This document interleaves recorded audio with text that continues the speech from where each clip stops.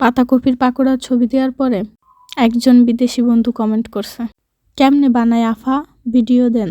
বড় ফ্যান হও আর ছোট ফ্যান হও ভাই, এই শীতের ভিতর কিন্তু বাতাস দিও না। তো আজকের রেসিপিটা তার জন্য।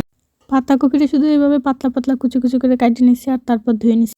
এর সাথে দিয়ে দিছি মরিচ, পেঁয়াজ কুচি, শুকনো মুসুরের ডাল গুঁড়ো করে দিছি আর শুকনো চালের গুঁড়ো, সাথে একটা ম্যাজিক মশলা।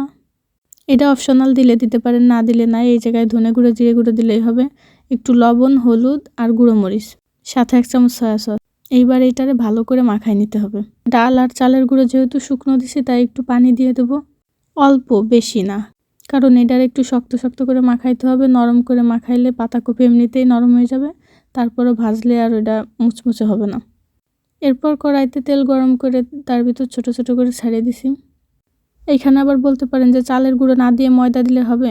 ময়দা দিলে হবে, তবে এটা একটু নরম হয়ে যাবে। চাল ডাল একসাথে ভিজিয়ে ব্লেন্ড করে নিতে পারেন, তাহলে আর কি এক্সট্রা পানি ব্যবহার করা লাগবে না।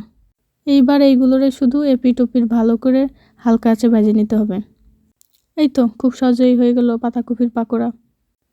ভাই বানায় খাইয়ে অবশ্যই কমেন্টে জানায়েন স্বাদ কেমন হয়েছে। আর কমেন্ট করার জন্য অনেক অনেক ধন্যবাদ।